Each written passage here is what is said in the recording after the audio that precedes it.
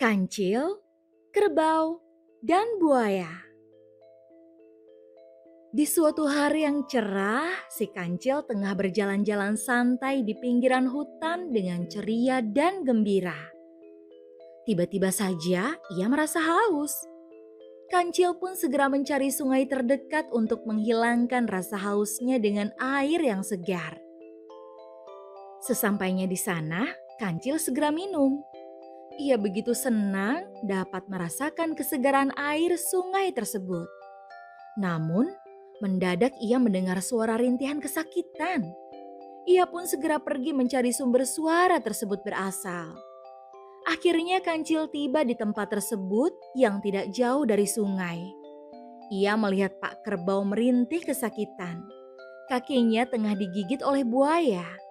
Kancil pun mendekat secara perlahan dan mencari tahu masalah apa yang sebenarnya terjadi di antara mereka. "Selamat pagi Pak Kerbau," sapa Kancil dengan penuh semangat. "Selamat pagi Pak Buaya, sedang bermain apa kalian? Bolehkah aku ikut serta?" Lanjutnya bertanya berlagak bodoh. Selamat pagi, Cil. Jawab Pak Buaya tanpa melepaskan gigitannya. Selamat pagi juga, Cil. Pak Kerbau menjawab dengan lemah dan putus asa.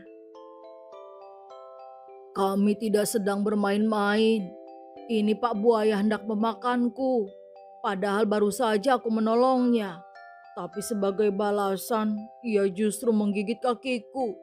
Sungguh malang sekali hidupku ini, Cil. Lanjut Pak Kerbau.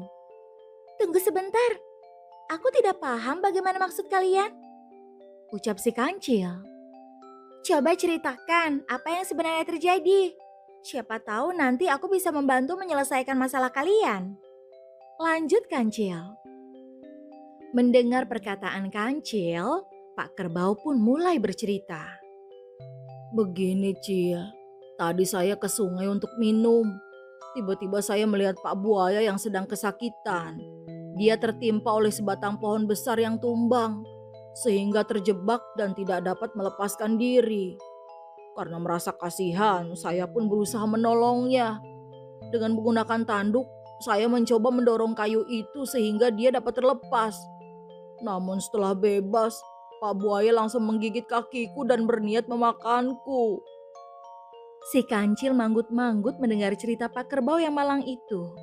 Sambil mendengarkan cerita tersebut, Kancil sebenarnya ikut berpikir, bagaimana caranya agar dapat membantu Pak Kerbau lepas dari gigitan si buaya jahat itu.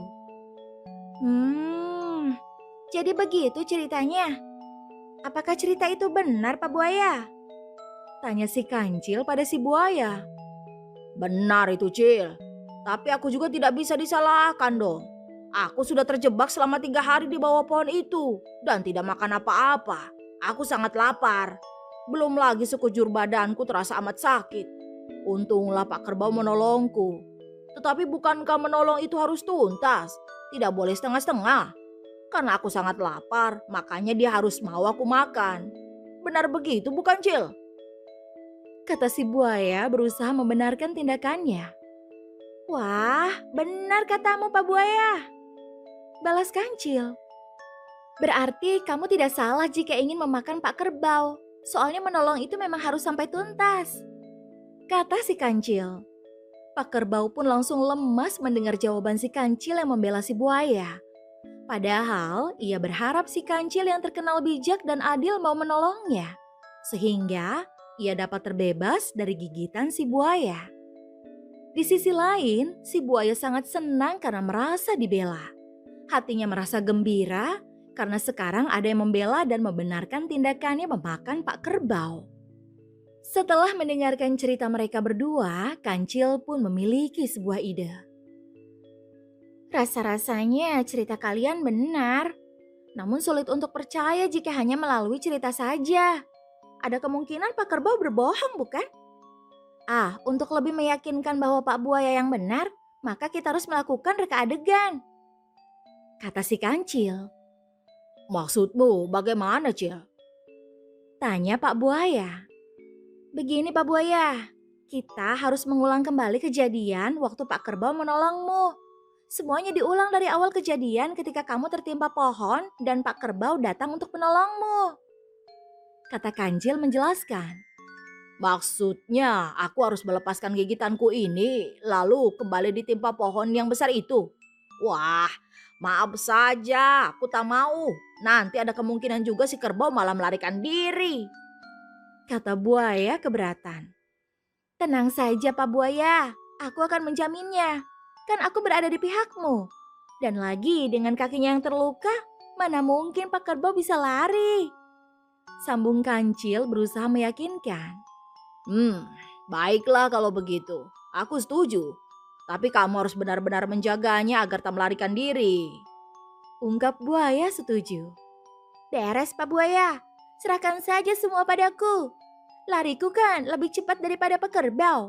Kalau ia lari, nanti aku masih dapat menangkapnya.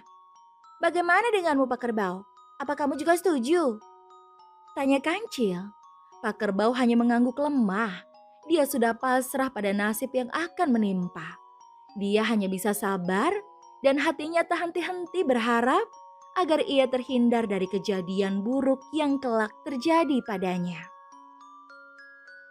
Kedua hewan itu pun menyetujui reka ulang adegan dilaksanakan. Maka reka ulang adegan itu pun akhirnya dimulai. Buaya melepaskan gigitannya dan kembali ke tempatnya tertimpa pohon semula. Si kerbau kemudian mendorong batang pohon yang tadi ia singkirkan hingga kembali menindih tubuh buaya seperti semula. Beginilah awal mula kejadian itu, Cil. Kalau sudah, cepat suruh Pak Kerbau untuk kembali menyingkirkan batang pohon ini agar aku dapat segera menyantapnya. Perintah buaya. Melihat itu, Kancil pun berbalik bertanya kepada Pak Kerbau. Nah, sekarang Pak Buaya sudah tertindih pohon kembali. Aku mau bertanya pada Pak Kerbau, apakah kamu masih mau menolong Pak Buaya? Padahal kamu sudah mengetahui apa yang akan terjadi selanjutnya. Tanya Kancil. Saat itu Pak Kerbau pun menyadari apa yang tengah dilakukan oleh Kancil. Rupanya, dari semula Kancil berniat menolong dan memberikan keadilan pada Pak Kerbau agar terhindar dari gigitan buaya. Tentu saja tidak, jawab Pak Kerbau dengan tegas. Aku tidak mau kembali menolong Pak Buaya. Aku tidak mau menjadi santapannya. Lanjut Pak Kerbau. Baiklah kalau begitu, ucap Kancil. Lebih baik kita segera meninggalkan tempat ini sekarang Pak Kerbau, ucap Kancil. Betul Cil, ayo kita pergi dari sini, balas Pak Kerbau. Si buaya akhirnya baru tersadar kalau si Kancil telah menipunya. Ia pun baru menyadari kesalahannya, tidak membalas budi pada Pak Kerbau. Saat Kancil dan Kerbau berjalan menjauh, ia berusaha berteriak meminta maaf dan minta tolong. Namun tak peduli seberapa keras ia berteriak, mereka tak akan mau membantunya. Bagaimana cerita dongeng fable barusan? Kira-kira apa nih yang bisa kita petik dari cerita tersebut? Sebenarnya, cerita Kancil, Kerbau, dan Buaya mengajarkan banyak hal pada kita. Salah satu yang utama ialah pentingnya berterima kasih dan tahu balas budi pada orang yang telah menolong kita. Sebaiknya, kita tidak meniru sikap buaya yang tidak tahu berterima kasih setelah ditolong oleh Pak Kerbau. Dengan liciknya buaya malah berniat menggigit kaki Pak Kerbau, padahal ia telah diselamatkan oleh kebaikan kerbau. Tidak baik membalas perbuatan baik seseorang dengan kejahatan.